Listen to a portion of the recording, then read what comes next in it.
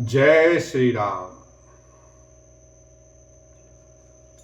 मात सकल मोरे बिरह जही न होई दुख दीन, सोई उपाउ तुम करेउ सबो पुरजन परम प्रवीण। लखन सिया राम जय जय राम।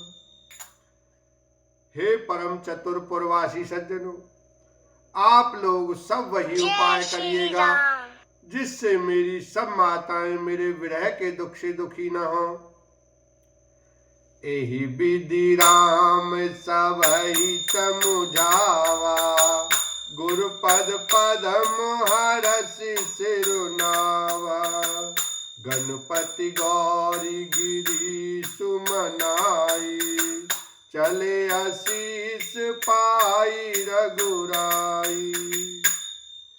इस प्रकार श्री राम जी ने सबको समझाया और हर्षित होकर गुरु जी के चरण कमलों में सिर नवाया। फिर गणेश जी, पार्वती जी और कैलाशपति महादेव जी को मनाकर तथा आशीर्वाद पाकर श्री रघुनाथ जी चले। राम चलत अति भयउ विषादु, सुनि न जाई पुर आरत नादु।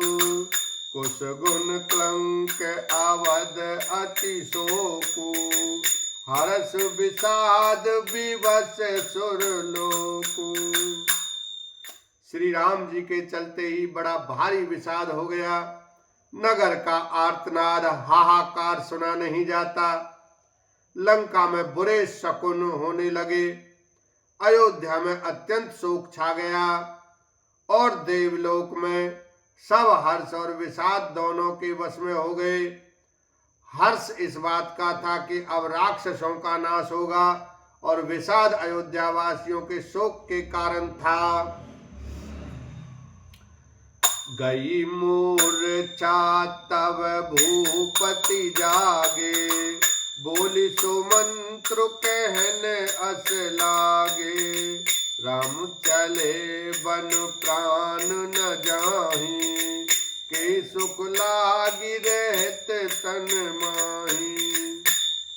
मूर्छा दूर हुई तब राजा आगे और सुमंत्र को बुलाकर ऐसा कहने लगे, श्री राम वन को चले गए पर मेरे प्राण नहीं जा रहे। न जाने ये किस सुख के लिए शरीर में टिक रहे हैं। एहि तै कावन बयथ बलवाना, जो दुख पाई तजई तनु प्राण। पुनि धर धीर कहि नर नाहु, लहरत संग सखा तुम जाहु। इससे अधिक बलवती और कौन सी व्यथा होगी जिस दुख को पाकर प्राण शरीर को छोड़ेंगे। फिर धीरज धरकर राजा ने कहा, हे सखा, तुम रथ लेकर श्री राम के साथ जाओ। सुटी सुकुमार कुमार दो, जनक सुता सुकुमार। रथ चढ़ाई दिखराई बनो, फिर गए दिन चार। लखन सिया राम जय जय राम। अत्यंत सुकुमार दोनों कुमारों को और सुकुमारी जानकी को रथ में चढ़ाकर वन दिखलाकर 4 दिन के बाद लौट आना।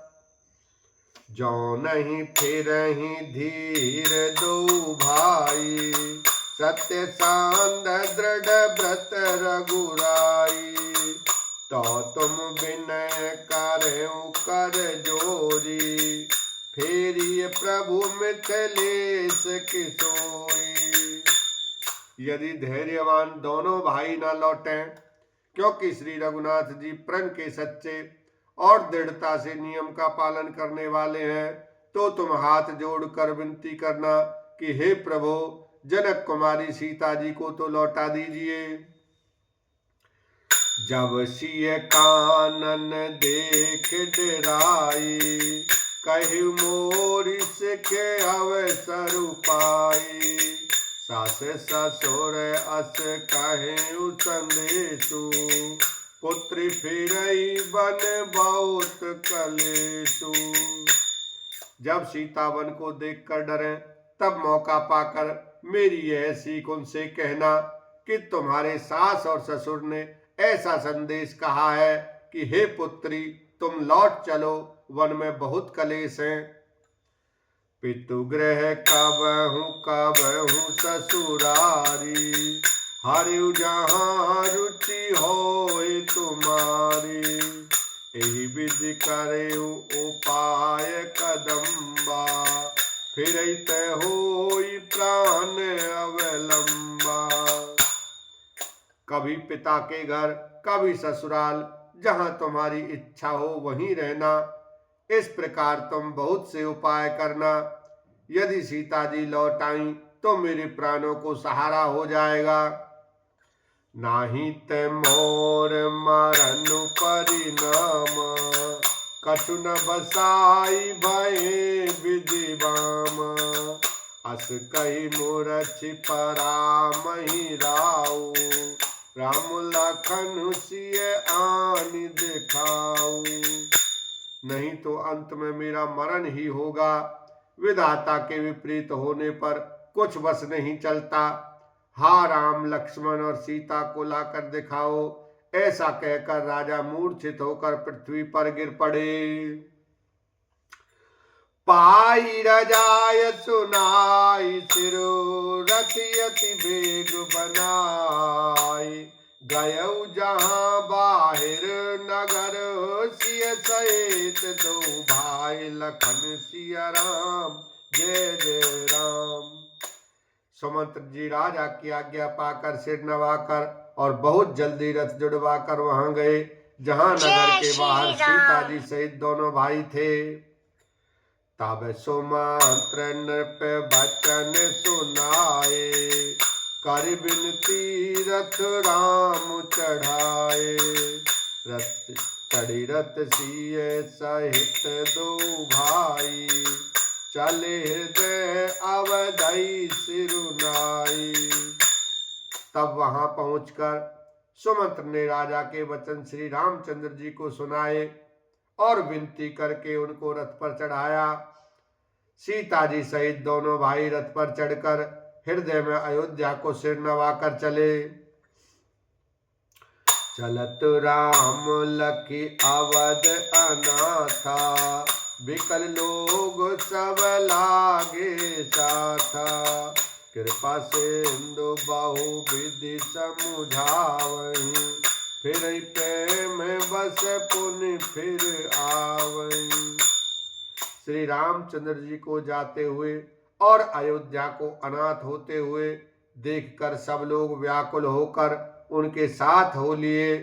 कृपा के समुद्र श्री राम जी उन्हें बहुत तरह से समझाते हैं तो वे अयोध्या की ओर लौट जाते हैं, परंतु प्रेम बस फिर लौट आते हैं। लागति अवध भयावनी भारी, मानहु काल रात अंधियारी।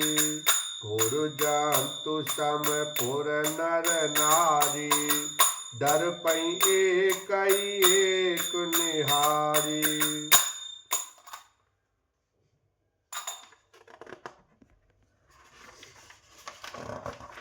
अयोध्यापुरी बड़ी डरावनी लग रही है, मानो अंधकारमयी काल रात्रि हो। नगर के नर नारी भयानक जंतुओं के समान एक दूसरे को देखकर डर रहे हैं। बोलो सियावर रामचंद्र की जय, उमापति महादेव की जय।